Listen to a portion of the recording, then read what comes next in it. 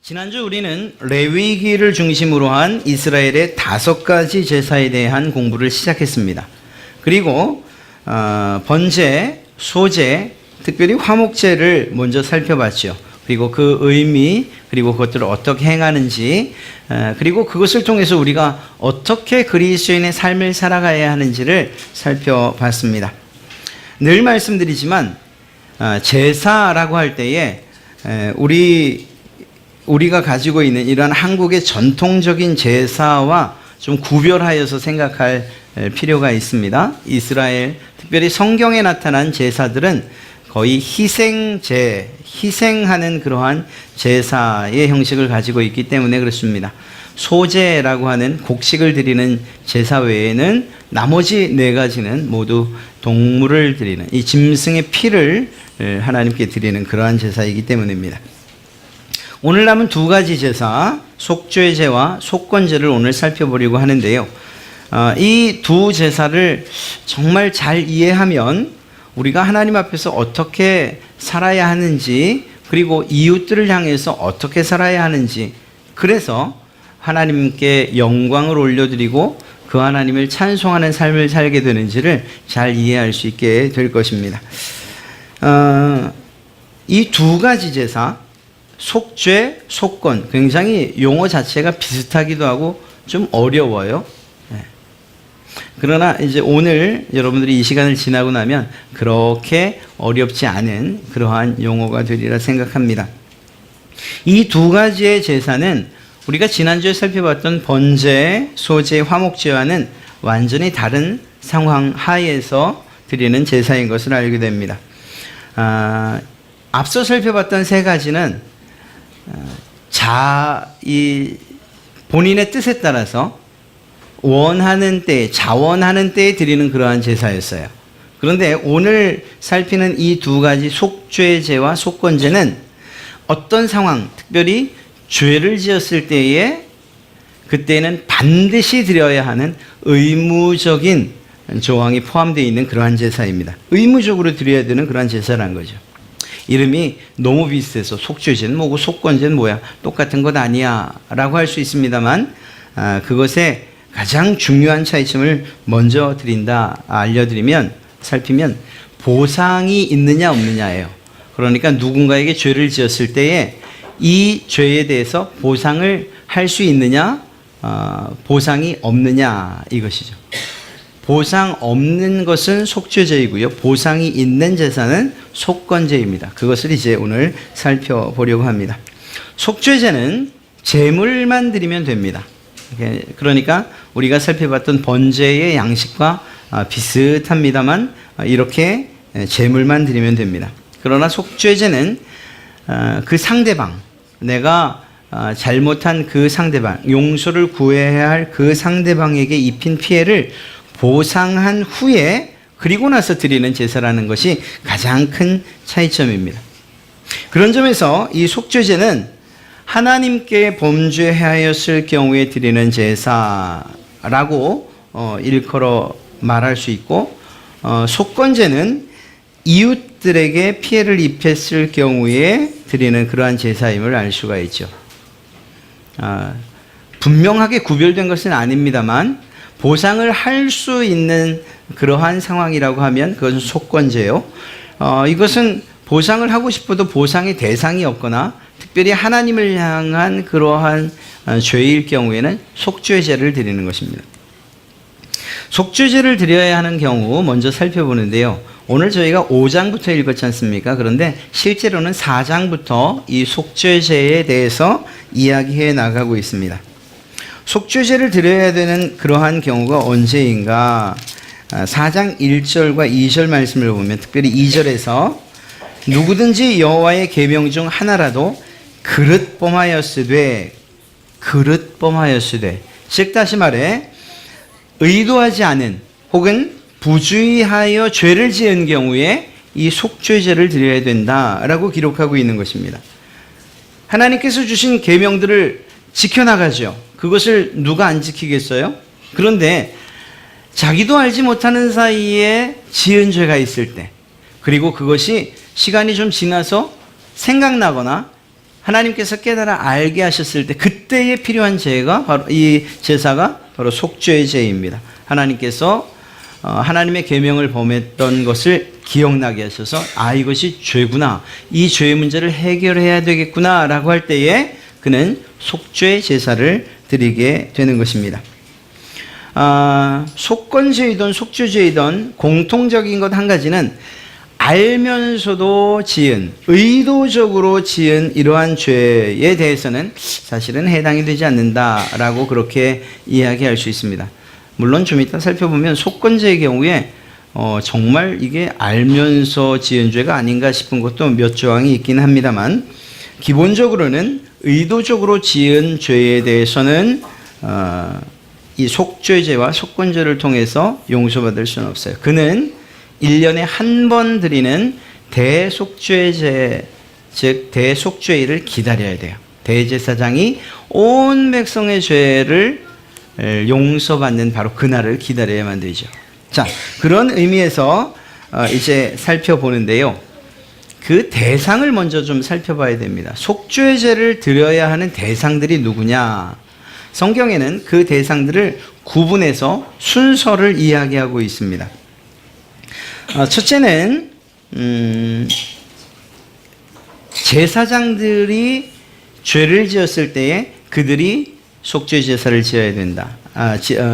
제사를 지내야 된다. 그리고 두 번째는 온 회중, 이스라엘 온 회중, 그리고 그 대상이 지도자로 넘어가고 일반 평민으로 넘어가고, 그리고 가장 마지막에 가난한 사람들도 역시 속죄 제사를 드려야 된다. 이렇게 기록하고 있는 것을 보게 됩니다. 왜 제사장에 대한 이야기를 가장 먼저 했을까? 사실 그건 매우 중요한 의미를 담고 있는데요. 이스라엘 백성들은 하나님의 통치를 받는 그러한 사람들이었습니다. 이것은 왕정시대, 그래서 이스라엘의 왕이 시작된 그때에도 마찬가지였어요.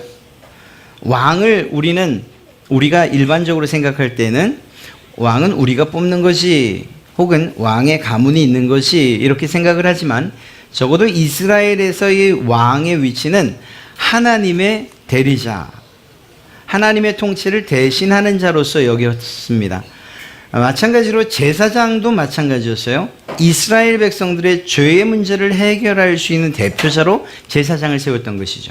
그러니까 이들의 책임과 이들의 그 임무는 매우 막중한 거였어요. 좀 다른 면에서 다른 방식으로 예를 들면, 제사장이 죄를 범한 이후에 그들의 제사의 업무를 계속 해 나간다고 하는 이것은 결국은 정결하지도 깨끗하지도 못한 상태에서 그 하나님께 드린 제사를 집행하는 이러한 결과를 갖게 되죠. 그렇게 본다면 결국은 제사장이 범죄에서 거룩함을 유지하지 못하면서 어떻게 백성들의 거룩함과 그들의 속죄를 위한 제사를 드릴 수 있겠느냐라는 이런 질문으로서 결국은 제사장이 가장 중요한 위치를 차지하고 있는 것을 보게 됩니다. 그리고 온 회중, 그리고 나서 지도자, 그리고 일반 평민, 그리고 가난한 사람들, 더 가난한 사람들을 위한 속죄의 방법과 제물을 이야기하고 있습니다. 중요한 것 한 가지는 이 제물이 차이가 있다는 거예요. 즉 다시 말해서 속죄제를 드리는 그 대상에 따라서 차이가 있습니다. 제사장과 온 회중을 위한, 그들의 죄를 위한 속죄제를 드릴 때에는 가장 비싼 제물을 써요. 수송아지를, 송아지가 아니고 수소. 예. 이 번제의 경우에 제사장들은 가죽은 취할 수가 있었습니다. 그런데 이 경우, 이 속죄제의 경우에는 가죽까지도 모두 태워야 했습니다. 태우는 것도 제단에서 태우는 것이 아니고 기름만 제단에서 태우고 나머지는 가지고 이스라엘의 진영 바깥에 나가서 그곳에서 땅바닥에서 태웠어야 해요. 그러니까 이 제사장들의 죄가 하나님께서 얼마만큼 무겁게 여기시는가 하는 것을 알 수가 있는 거죠. 그렇게 제사장들의 속죄제는 드려집니다. 그리고 온 회중을 위해서도 역시 수소를 드려야 했습니다. 족장들, 즉 지도자들을 위해서는 그 제물이 조금 싸져요. 좀 표현이 그렇지만 좀 싸져요. 그래서 수염소를 드리게 됩니다. 평민은요, 흠없는 암양이나 혹은 암염소를 드리죠. 너무 가난해요. 그러면 그들은 산비둘기나 집비둘기를 드려도 된다고 하나님이 말씀하셨어요. 그보다 더 가난해요. 그러면 그들은 고운 가루, 밀가루, 에바 10분의 1. 여기서 이 단위를 우리 도량형으로 계산하면 아마 한 2.2리터, 2.3리터 정도 돼요. 그 정도만 있으면 아무리 가난한 사람도 자기의 죄 용서함을 위해서, 죄 사함을 위해서 제사를 드릴 수 있게 허락해 주신 거예요. 차등이 있죠. 제사장으로부터 가난하고 더 가난한 사람 사이에 드리는 제물에 차등이 있다는 것을 먼저 알 수가 있습니다. 이런 사실을 통해서 우리는 이러한 속죄의 제사의 정신을 우리의 신앙생활에다 적용시킬 수 있어요.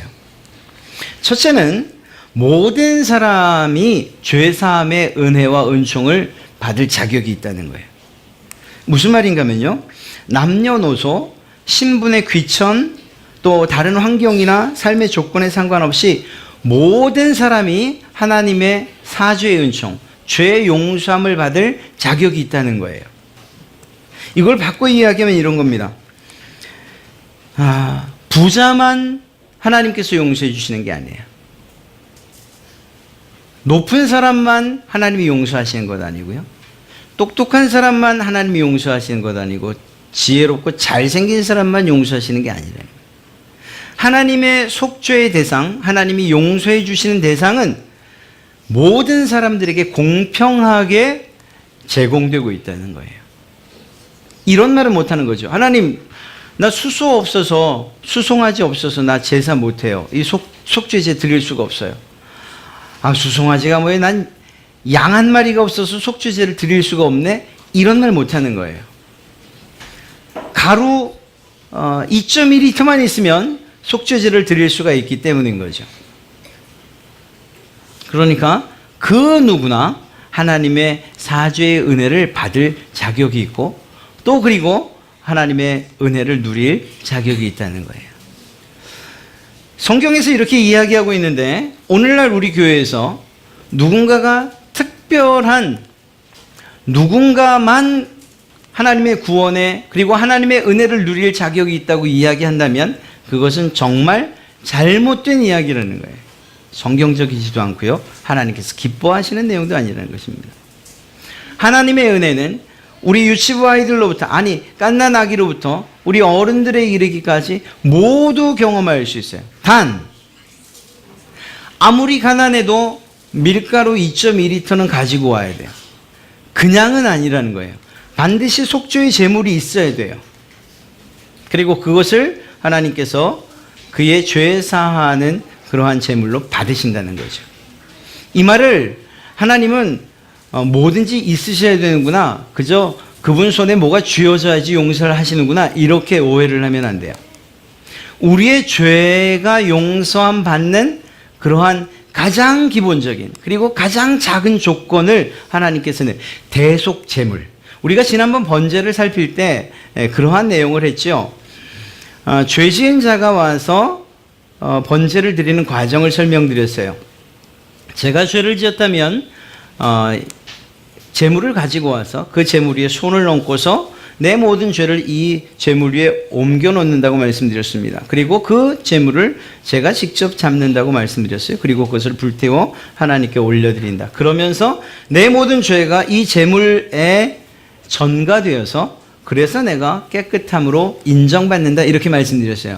이러한 원리를 마찬가지로 이 속죄제에도 적용시켜야 되는 거예요. 아무리 작아도 하나님께서 내 죄를 대신하여 전가시킬 수 있는, 옮겨 놓을 수 있는, 그래서 내 죄값을 그대로 치르게 하실 만한 그러한 제물이 반드시 필요하다는 것을 이야기하고 있는 것입니다.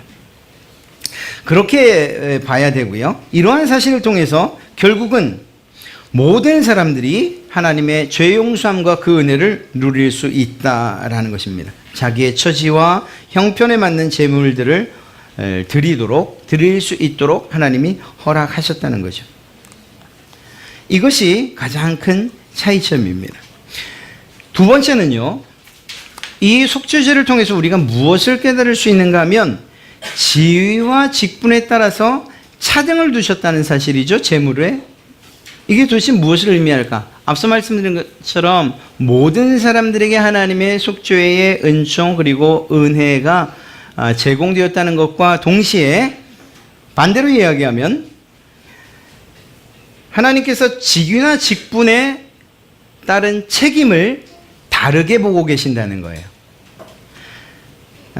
죄의 무게가 다르다는 의미는 아닙니다. 작은 죄, 큰 죄, 무거운 죄, 가벼운 죄가 없어요. 하나님께서 보실 때는 아무리 작은 죄여도 아무리 큰 죄여도 그 죄의 값은 죽음, 사망이라는 동일한 결과를 가져올 수밖에 없어요. 그러나 그 죄의 무게가 아니고 그에게 주어진 직분이나 지위에 대한 책임, 바꿔 이야기하면 그가 미치는 영향력, 그가 죄를 지었을 때 미치는 영향력은 차이가 있다는 것을 이야기하는 것입니다. 그리고 그것에 따른 하나님께서 책임을 이 제물에다가 차등으로 적용하시는 것이죠. 말씀드렸던 것처럼 제사장은 그 당시에 이스라엘 백성들을 대표하는, 반대로 이야기하면 하나님을 대표하는 그 중간에 위치한 마치 가교 역할을 하는 사람이었어요. 그가 책임져야 될 내용들은 우리가 상상하는 것 이상이라는 거예요. 하나님께서 그 무게를 제물에다가 두신 거예요. 지도자도 마찬가지죠. 제사장보다는 좀 약하지만 지도자들에게도 제물을 요구하셔요. 평민보다, 가난한 사람보다 더 큰 책임감을 갖게끔 그러한 제물을 요구하고 계신 것을 볼 수가 있습니다. 여러분, 이것이 오늘날 이 교회 안에서 믿는 그리스도인들 안에서 어떻게 적용될 수 있을까요? 이렇게 말할 수 있습니다. 소위 저는 이 말을 정말 좋아하지 않지만 다른 의미로서 제가 사용하죠. 중직자. 혹시 기억하시나요? 중직자를 제가 어떻게 해석했는지? 중직자. 그 직분의 무게를 알고 또 그 아는 대로 사는 사람. 그 직분의 무게가 어떤 무게라고 말씀드렸죠? 하나님의 은혜와 그 사랑을, 그 무게를 아는, 그 무게를 크게 느끼면 모두 중직자라고 말씀드렸죠. 뭐 장로나 혹은 뭐 권사가 중직이 아니고 어찌되었거나. 소위 우리가 말하는 중직자, 또 더 나가서 우리 목사 혹은 우리 전도사님들, 이렇게 교회 안에서 직분이나 직위로서 하나님이 어떤 권위를 부여해 주신 이 사람들이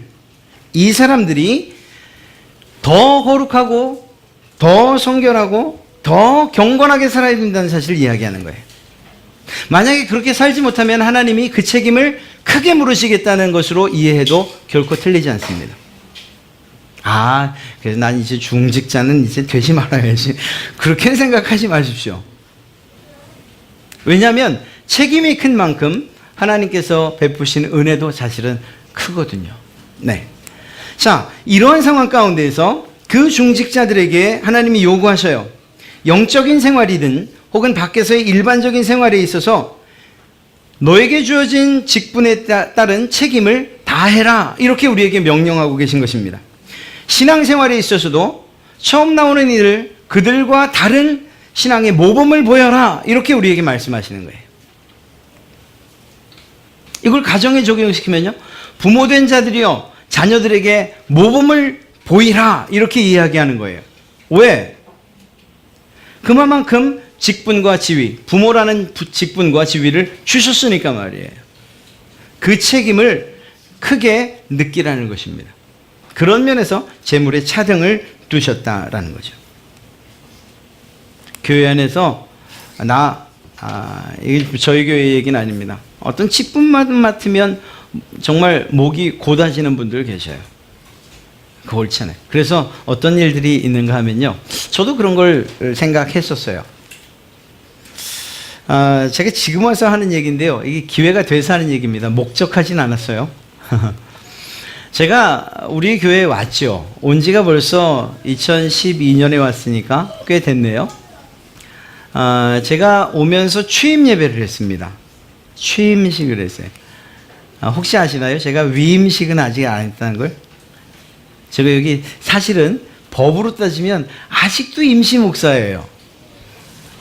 어떻게 좀 위임식 해주실 생각 없나요? 자, 그건 우리 나중에 이야기를 하고요.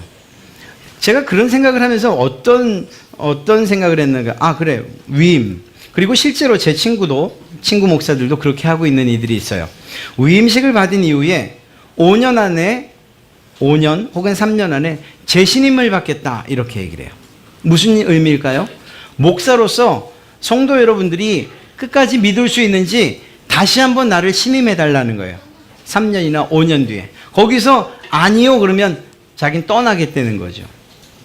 이 얼마나 당찹니까? 그러나 한편으로 생각하면 그만큼 책임을 가지고서 교회에 자기에게 맡겨진 그 사역을 하겠다는 거예요. 그것을 2번까지 하고요. 3번째 재신임을 받으면 그때는 이제 위임 목사로 그때 인정해달라, 이렇게 얘기해요. 그러면서 하는 얘기가 뭔가면요, 동시에 장로님들, 안수 집사님들도 제가 위임 받을 때 같이 재신임 받아야 됩니다, 이렇게 얘기해요. 무섭지요? 그때 돼가지고 마음에 안 들면 장로님 장로님 되더니 목이 저렇게 굳어지 X 그럼 안 되는 거예요.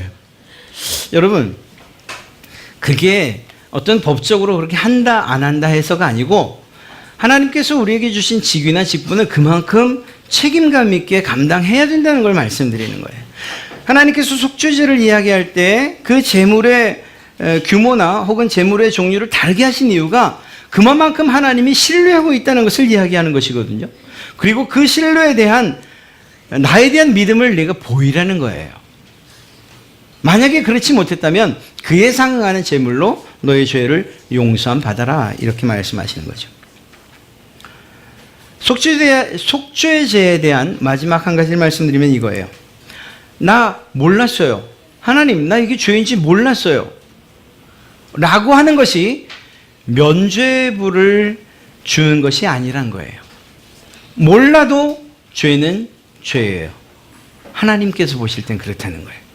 그렇게 본다면 어느 날인가 하나님이 어떤 이에게 야, 그거 죄야 라는 사실을 우리 가운데 알게 하셨다면 왜 이게 죄라는 걸 알려주셔가지고 내가 이렇게 힘들게 합니까? 이럴 게 아니고 죄라는 사실을 알려주셨다는 것이 하나님이 나를 사랑하시고 내게 은혜를 베푸셨다는 사실로 이해돼야 되는 거예요. 왜? 내가 그걸 모르고 갔다 하더라도 결국 하나님 앞에 설 때는 그것이 죄라는 사실이 밝혀지게 되니까 그때 가서는 어쩔 수가 없잖아요. 어떻게 할 수가 없잖아요. 지금 우리가 정말 하나님 앞에 용서함 받을 수 있는 이때에 하나님이 알려주셔서 야, 그거 죄야. 그거 잘못된 거야.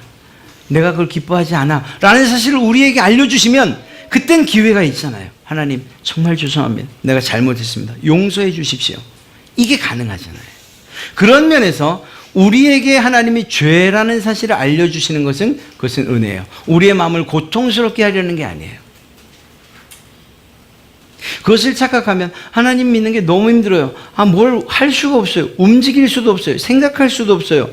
어디도 못 가고 저기도 못 가고 이것도 못하고 저것도 못하고 너무 제약이 심해요. 그게 아니에요. 그것이 만약 죄라고 한다면 그것은 반드시 책임을 져야 되거든요. 기회를 주시는 것이라고 생각한다면 그것은 우리에게 큰 은혜가 될 것입니다. 하나님께서 그렇게 깨닫게 하시는 방법들과 방식들도 사실은 여러 가지죠. 때로는 사업이 그냥 생각지 않았을 때 무너진다든가, 또 사람과 사람 사이의 관계가 이상해진다든가, 신체적인 질병에 걸린다든가, 하나님께서 가히 회초리라고 할 수 있을 만한 그러한 여러 가지 문제들과 환난을 주셔요. 그런 것을 만나면 왜 내게 이런 일이 이렇게 반응할 수 있지만, 그러나 정말 그것이 우리의 죄의 문제로 시작된 것이라고 한다면, 그래서 하나님이 깨닫게 하시는 것이라고 한다면 그것에 대해서 우리는 오히려 감사함으로 반응할 수 있어야 된다는 것이죠. 그렇습니다. 우리가 알던 죄, 모르는 죄, 우리로 하여금 죄를 깨닫게 하시는 그것은 하나님의 특별한 사랑의 표현이고, 그렇기 때문에 그것에 대해서 변명이나 부인이 아니고 오히려 하나님께 용서를 구하는 솔직한 그러한 태도가 우리에게 필요한 거죠. 이제 속건제를 좀 살펴보겠습니다. 속건제는 앞서 말씀드린 속죄죄와 대부분 유사해요. 그런데 속건제의 특징이라고 하면 아까 제가 보상이라고 말씀드렸죠. 지금 말씀드린 이 속죄제는 보상이 없어요. 그냥 하나님께 제물만 가지고 와서 용서받으면 돼요. 그런데 속건제는 보상이 있어요. 제물도 드리지만 보상도 해야 돼요. 그래서 지난번 유인물, 이 프린트물 나눠드렸을 때에 속건제의 제물을 여러 가지를 기록했지만 실제로는 거기에 기록된 것은 보상도 포함된 것이기 때문에 여러 가지가 기록된 것 같습니다. 그러나 실제로는 숫양을 드리게 돼 있어요. 이것 하나예요. 속건제를 위해서 드리는 제물은 잘 사는 사람이든 못 사는 사람이든 직분과 지위, 고하를 막론하고 숫양을 드리게 되어 있어요. 이것이 속건제의 제물입니다. 속건제를 어떤 경우에 드리는가? 오늘 성경을 보면 그냥 크게 나누면 이렇습니다. 하나님에 대한 범죄, 특별히 기록대로 하면 성물에 대한 범죄, 성물을 모독한 경우. 두 번째는 이웃의 재산권을 침해한 경우예요. 그래서 훔치거나 착취하거나 위증하거나 혹은 거짓 맹세를 하거나 혹은 불로소득하다가 그것이 느껴졌을 때 혹은 발각되었을 때, 오히려 발각이라는 말이 맞아요. 아까 말씀드렸던 것처럼 알고 지은 죄에 대한 속건제는 없다고 말씀드렸잖아요. 그런 면에서 볼 때 이 속건제는 그 재판정에서 일어나는 사건이라고 해도 아마 틀리지 않을 거예요. 그러니까 그 죄가 발각되고 그것에 대해서 회개하는 마음이 있을 때 바로 이러한 절차를 취해야 되는 거죠. 속건제. 마찬가지로 양 한 마리로서 하나님 앞에 용서를 구해요. 하나님이 용서하실까요? 당연히 용서하시죠. 그런데 이것으로 끝나지 않는다는 거예요. 여러분, 혹시 오래전 영화인데 전도연이 주연했던 밀양이라는 영화 아십니까? 저는 이 이야기를 할 때마다 매번 반복하는 이야기지만 안 할 수가 없어요. 너무 리얼하고 이해가 쉽게 그 영화에서 이야기하고 있기 때문이에요. 그 주인공, 그러니까 전도연 씨의 아들이, 전도연이 아니죠, 사실은, 거기서는. 이름이 갑자기 생각이 안 납니다. 하여튼 주인공의 아들이 죽어요. 유괴를 당해서 죽는 거예요. 근데 그 유괴범이 누구였냐면 학원 선생님이었어요. 학원 원장. 이런 상황인데 나중에 그게 밝혀지고 나서 도저히 견딜 수가 없는 거죠. 그 고통 가운데에서. 그런데 그럼에도 불구하고 정말 믿는 사람을 만나고 이 신앙의 힘을 가지고서 그 어려움과 아픔을 이겨내요. 고통을 극복해 가요. 그러다가 어떤 일이 있는가 하면 그 여자 주인공이 그런 생각을 해요. 야, 이제 내가 마음의 짐을 덜기 위해서 그 원장을 용서해야겠다, 이런 생각을 합니다. 그리고 그가 있는 교도소를 찾아가요. 그리고 이제 기대하고 있죠. 내가 이제 이렇게 용서한다고 말하면 나도 그도 자유로워지겠지. 그렇게 앉아 있는데 들어오는 그 원장의 얼굴이 너무 평화롭고 화사한 거예요.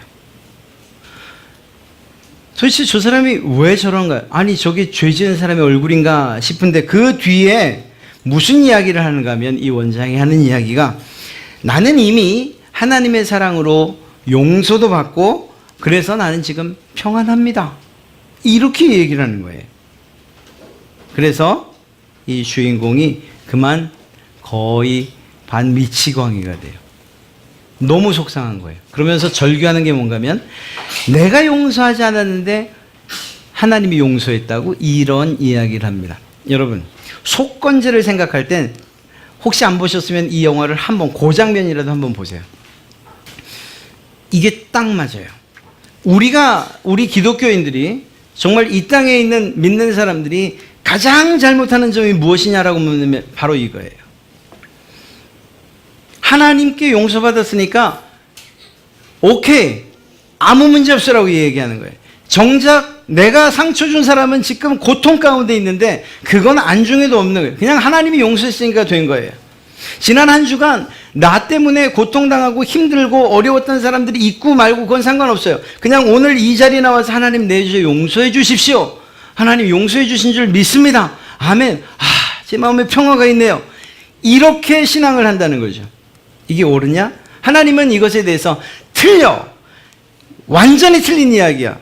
너는 네 죄가 용서받지 못했어라고 이야기하는 거예요. 여러분, 순서가 그렇습니다. 주님께서도 말씀하시죠. 네가 정말 예물을 가지고 성전을 향해 달려가고 있었냐? 그런데 생각나기를, 내 형제에게 내가 잘못한 일이 지금 생각나네? 그러면 그 예물 놓고 먼저 가서 그 친구와 그 형제와 사과, 또 그에게 용서를 받고 그리고 나서 하나님 앞에 가라. 이렇게 주님 말씀하시죠.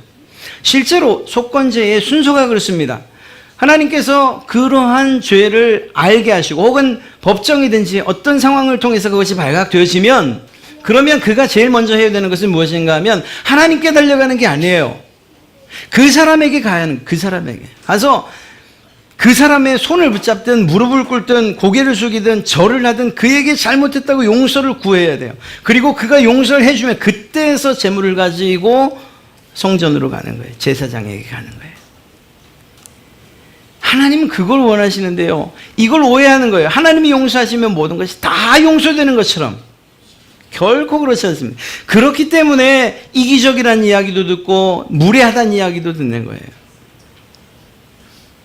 하나님은 결코 무례하지도 않고 이기적이지도 않으신데 말이에요.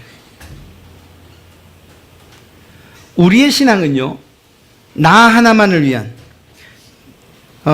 정말 때로는 그냥 이기적이고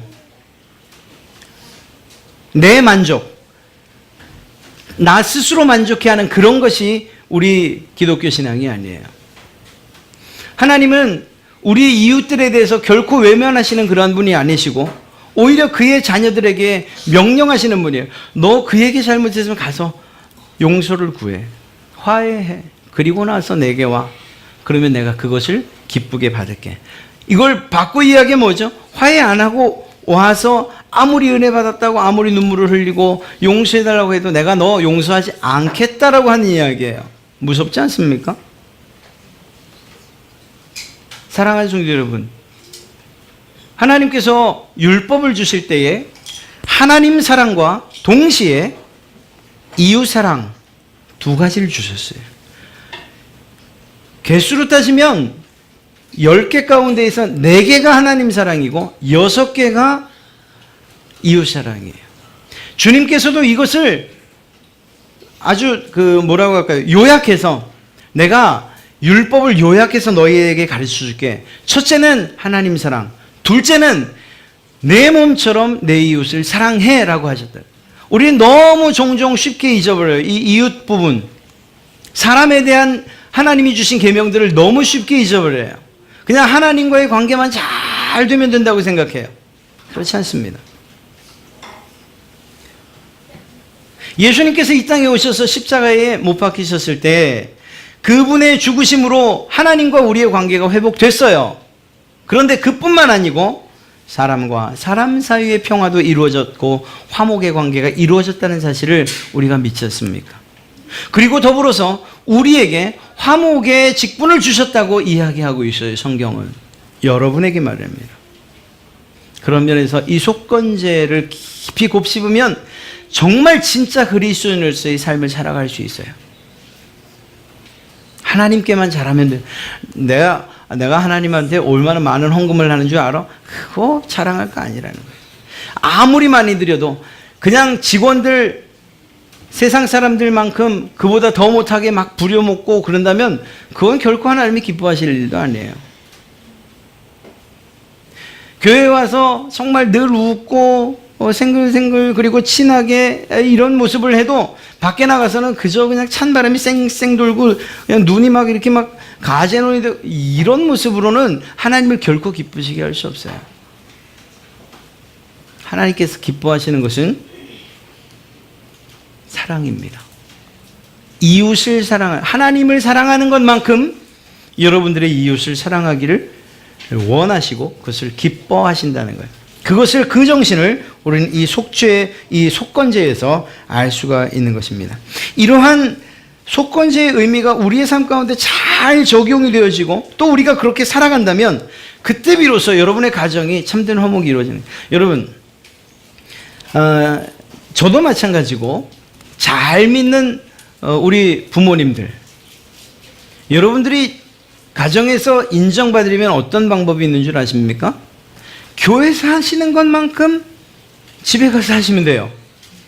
교회에서는 우리 아빠 보니까 아빠가 저런 아빠였나 싶을 정도로 말도 잘하고 웃기도 잘하고, 집에만 가면 벌써 그냥 아이언맨 돼가지고 얼굴이 굳고 말도 투박스럽고 험한 말하고 옳지 않죠. 죄송합니다. 제 이야기를 해서. 저희 아버지를 저는 정말 존경해요. 뭐 아버지에 대한 이야기에 거부감 있으신 분들은 한쪽 귀만 막고 들으십시오. 저희 아버님 말씀 전하실 때 보면 늘 바른 말씀 하셔요. 당연하죠. 목사님인데 뭐 틀린 말 하겠습니까? 그래서 참 감사한 건 집에서도 그 말씀대로 사셔요. 우리가 봐요. 며느리가 시아버지한테 무지하게 혼났어요. 눈물이 쏙 빠질 정도로. 그런데 그 아버지가 잘못하신 거네? 오해하신 거네?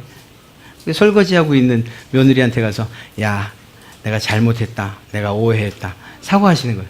그게 마음속에 길이길이 남아있다네요. 그런 것 아니겠어요? 말한 대로 사는 거죠. 여러분들이 이곳에서 말하고 이곳에서 바로 옆에 계신 분들한테 다정스럽게 이야기하는 거예요. 집에 가서 그렇게 우리 아이들한테, 직장 가서 그렇게 우리의 동료 혹은 부하들한테, 상사한테 그렇게 살라는 거예요. 하나님 앞에서 사는 것처럼 밖에서도 살라는 거예요. 그런 면에서 우리의 진정한 예배는 이곳에서 드려지는 게 아니고 여러분이 계신 그곳이 예배의 장소여야 되는 거예요. 마치 하나님이 그곳에 계신 것처럼 그렇게 살아야 되는 거예요. 하나님 앞에서 사는 것처럼, 말하는 것처럼, 행동하는 것처럼, 표정 짓는 것처럼 지금 이 모습 그대로 가정에서, 직장에서, 이웃들에게. 그때 비로소 여러분들의 삶이 하나님께서 기뻐하실 뿐만 아니라 여러분들의 이웃들에게도 인정받고 그리고 칭찬받는 그런 삶이 되는 거예요. 이것이 하나님께서 우리에게 요구하시는 바예요. 사랑하는 성도 여러분, 제사, 우리가 지금 이렇게 제사하지 않아요. 그러나 그 제사의 정신만큼은 마음에 새겨야 돼요. 번제로부터 소제, 화목제, 속죄제, 속건제, 이 5가지의 의미의 정신들 이 마음속에 잘 새기면 정말 우리가 어떻게 신앙하고 어떻게 하나님을 기쁘시게 할 수 있는가 하는 그런 답이 나와요. 지난주 화목제만 해도 정말 그렇지 않습니까? 먹으라고 재물을 돌려줬는데 그 재물들을 하루 만에 먹어야 된대요. 그 송아지를 어떻게 하루 만에 먹나? 나눠 먹는 거예요. 그래서 화목제예요. 이웃들하고 같이. 하나님께서 결코 이웃들을 그냥 무시하거나 정말 하나님 앞에만 올바른 사람, 넌 됐어, 이렇게 선택하지 않으신다는 거예요. 그가 정말 됐어 라고 그렇게 하나님이 인정하시려면 결국 이웃들과의 관계도 하나님이 면밀하게 검토하신다는 것을 꼭 기억하시기 바랍니다. 사랑하는 성도 여러분, 속죄주야 속건제, 이미 지나가 버린 이스라엘의 제사지만 그러나 그 정신만 남아서 지금 오늘날 우리 교회 그리고 여러분 성도들의 가슴에 깊이 새겨져야 할 줄로 믿습니다. 다음 한 주간도 이러한 정신과 그 의미를 마음속 새긴 채로 정말 하나님의 그 의의 병기로서 또 의의 군사로서 하나님의 아들과 자녀로서 다음 한 주간도 계신 곳에서 승리하시기를 주님의 이름으로 축복합니다.